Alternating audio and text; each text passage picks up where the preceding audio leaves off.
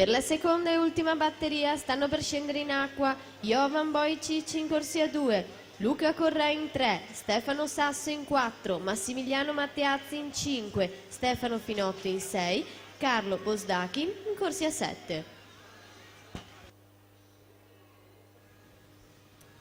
E siamo alla rana dunque con il settore maschile, corsia centrale numero 4, Pierandrea Matteazzi per il De Hacker Team, specialista dei 200 d'orso e dei misti soprattutto.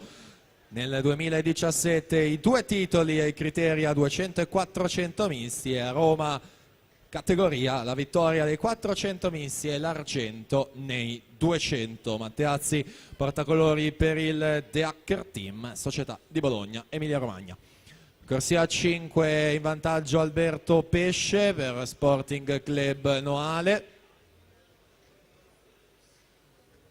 1,6 e 21 il suo passaggio, 34 e 35 i secondi 50 metri, Pierandrea Matteazzi 34 e 44, Ivan Franchi 36 e 87, 35 e 44, chiedo scusa, il tempo di Matteazzi.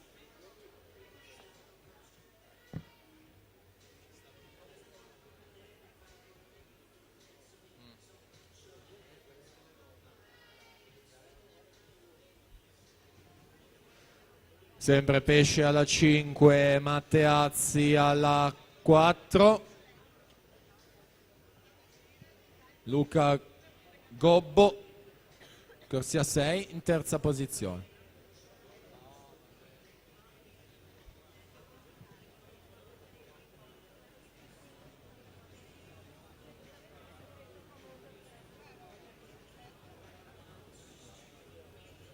Pierandrea Matteazzi cambia notevolmente il passo nei quarti 50, va a staccare Alberto Pesce a prendersi la vittoria della prima batteria. 2,18 e 85, Alberto Pesce 2,21,94, Luca Gobbo 2,22 e 71.